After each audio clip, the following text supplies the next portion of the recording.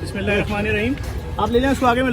हुनैद लखानी साहब जो इस वक्त दुनिया का पहला प्राइवेट फ्री अस्पताल बन रहा है कोरोना का, उसमें हमारे साथ हैं और एक मिसाली काम होने जा रहा है। और उसके अलावा आज हुनैद लखानी साहब ने आज ही वादा किया था और आज ही 2 सफ़ेद ऊँट हुनैद लखानी साहब की तरफ से यहाँ दे दिए गए हैं कुर्बानी बराए मुस्तहिकीन के लिए। आपको दिखाते हैं कितने बड़े ऊँट लेके जाएंगे, दिखाते हैं लेके जाते हैं।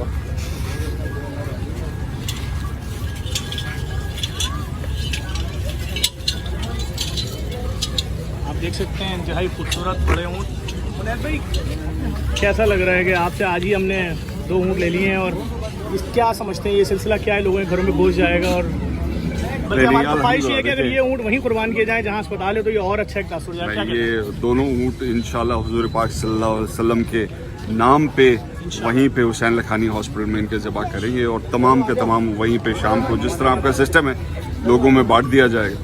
मैं समझता हूँ आज के वक्त में गोश्त अफोर्ड करना ही पॉसिबल नहीं है और जो खाना लोग थोड़ा बहुत ज़बह करते हैं वो भी इतना हिस्सा नहीं होता कि गरीबों तक पहुँचे। गरीब कैसे तो ये सिर्फ गरीबों के लिए और उनके लिए कुर्बानी है और इंशाल्लाह जो मोहल्ले के लोग हैं सब आए और सब आके वहाँ से इसका गोश्त लेके दूसरे दिन 1 बजे ज़बह करेंगे, फिर उसके बाद शाम 3-4 बजे तक गोश्त पटना शुरू हो जाएगा इंशाल्लाह। अच्छा मैं फिर बता दूं आपको, हुसैन लखानी हॉस्पिटल जो है जहाँ कोरोना के मरीज उस वक्त होंगे ना अंदर इंशाल्लाह।